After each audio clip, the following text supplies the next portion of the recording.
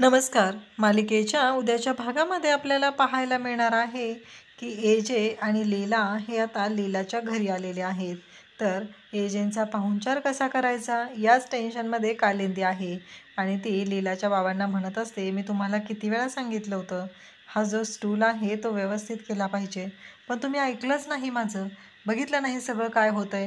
मग ती सांगत असते, बघा दुरुस्त केला नाही आहे ना. आणि मग हे बघा प्लेट आणली, त्यातल्या वाट्या बघितल्या कशा, एक छोटी एक मोठी. लीलाचे बाबा म्हणतात, अगं दुकानातनं नाही आणलेली ग, आपण शेजारच्यांकडून आणलेले आहे. आणि मग रेऊ तिथे येते. रेऊला कालिंदी म्हणते, जा तिथला एक स्टूल घेऊन ये, जा एजंटना बसायला. मग घरातला एक स्टूल ॲडजस्ट केला जातो, त्याच्यावरती ताट वगैरे सगळं मांडलं जातं आणि दुसरा स्टूल ॲडजस्ट केला जातो. त्याचवेळी लीला तिथे येते, एजे तिथे येतात. लीला म्हणते, मी काय मदत करू का? सगळ्याजणी म्हणतात, अगं तू माहेरवाशीण आहे, आज तू काही मदत करायची नाही, असं सगळ्यांचं सांगणं असतं. त्यानंतर आपल्याला पाहायला मिळतं की एजे, लीला सर्वजण तिथं आलेले आहेत. एजे म्हणतात, मला एक कळत नाही हे सगळं कशासाठी केलं. त्यावेळेस सगळेजण म्हणतात की तुमच्यासाठी. त्यावरती एजे म्हणतात की काही गरज नाही आहे. मला एक सांगा, तुम्ही सगळेजण रोज कसे जेवता? तुम्ही असं जेवता का? रोज टेबल खुर्ची वगैरे सगळं घेऊन जेवता का? तेव्हा रेऊ म्हणते, नाही. मग एजे म्हणतात, मग माझ्यासाठी काय गरज आहे ना हे सगळं करायची? मी तर असं अजिबात खात नाही, त्यामुळं मला असं नको आहे. सगळ्याजणी पाहू लागतात. त्यावेळेस एजे म्हणतात, कसं आहे माहिती आहे का, काही झालं तरी तुम्ही रोज कसे बसता तसंच मला बसायचं आहे. मी तुम्हाला तेच सांगितलेलं आहे, मला या सगळ्या गोष्टी नको आहेत. तुम्ही रेग्युलर कसे असताना तसंच हवं आहे सगळं, कारण माझ्यासाठी स्पेशल काही करू नका. सगळ्याजणी पाहू लागतात. त्यानंतर लीलाला तर कळतच नसतं की एजे एवढे चांगले कसं काय वागत आहेत. लीलाला प्रश्न पडलेला असतो. लीला पाहतच राहते. एजे खाली मांडी घालून जेवायला बसलेले आहेत. लीलाही तिथं जेवायला बसलेली असते. मग लीला वदनी कवळ घेता श्लोक म्हणायला सुरुवात करते. एजेंनी पण हात जोडलेले असतात. आणि मग कालिंदी सांगते, आमच्या घरी हे असंच असतं, रोज आधी जेवणाच्या श्लोक म्हटला जातो आणि मग आम्ही सगळेजण जेवण करतो. हे माझे संस्कार आहेत ना. मग जेवायला सुरुवात करणार असतात, तेवढ्यात आलेल्या बायका ओरडतात, म्हणतात, थांबा, कारण नवीन नवरा नवरी आहे ना, मग एकमेकांना घास भरवला पाहिजे. मग लीलाला सांगितलं जातं, घास भरव. मग लीला घास भरवते. तर बटर त्या दोघांचा फोटो काढतो. त्यानंतर आता एजे लीलाला घास भरवतात. त्यावेळेस लीला म्हणते की हे बघा, हे काय ऐकणार नाहीत, मग उगीच तुमचा आणि माझा दोघांचाही वेळ वाया जाईल. तर लीला सांगते की तुम्ही भरवून टाका घास, उगीच वेळ वाया घालवण्यात काही अर्थ नाही. मग एजे पण लीलाला घास भरवतात. मग दोघं जेवायला सुरुवात करतात. छान असं सगळं चालू असतं. त्यावेळेस एक बुके येतो. तर बटर जातो आणि तो बुके घेतो. तर तो म्हणतो, लीलाताईसाठी आहे. मग कोणी दिलं असेल हा प्रश्न सगळ्यांना पडलेला असतो. आणि त्यात मग बटर म्हणतो की एक चिठ्ठी आहे. तो वाचायला लावते कालिंदी, पण त्याला काही वाचता येत नसतं. बटर म्हणतो, किती घाण अक्षर आहे, लीलाताई तूच बघ. लीला जेव्हा चिठ्ठी वाचायला घेते तेव्हा तिला धक्का बसतो. त्या चिठ्ठीत लिहिलेलं असतं, आज तू त्या खुन्याला तुझ्या घरी घेऊन गेलेली आहे आणि त्याला स्वतःच्या घरी नेऊन तिथं जेवायला घालत आहे, असं त्या चिठ्ठीत लिहिलेलं असतं.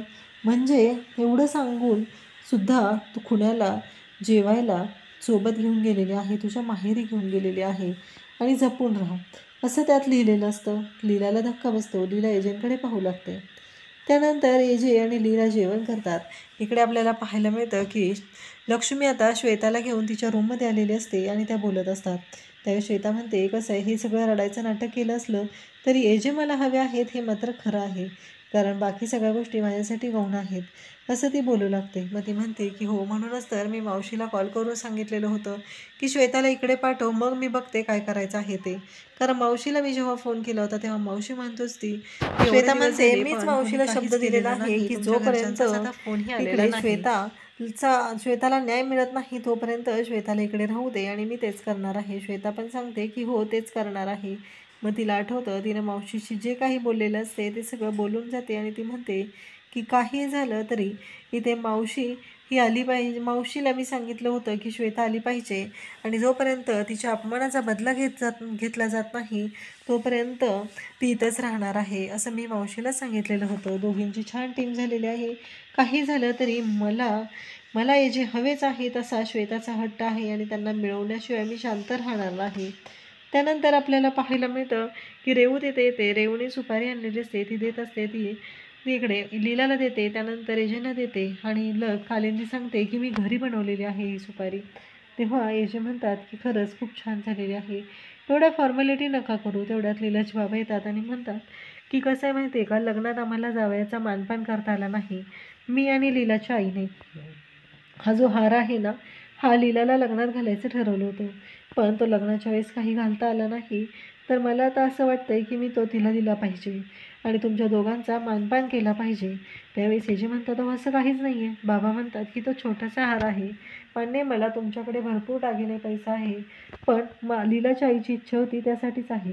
कालिंदी लगेच बाबांना बोलवते आणि म्हणते तुम्हाला कळतं आहे का, हे सगळं रेऊसाठी आहे ना, मग तुम्ही तिला का देताय हे सगळं? तिच्या घरात बघितलं आहे ना आपण, किलो किलोने सोनं तिच्या अंगावर असतं, मग हे सोनं तिला घालायची गरज काय आहे, असं कालिंदी म्हणत असते. त्यानंतर आपल्याला पाहायला मिळतं की एजे म्हणतात की काही हरकत नाही आहे.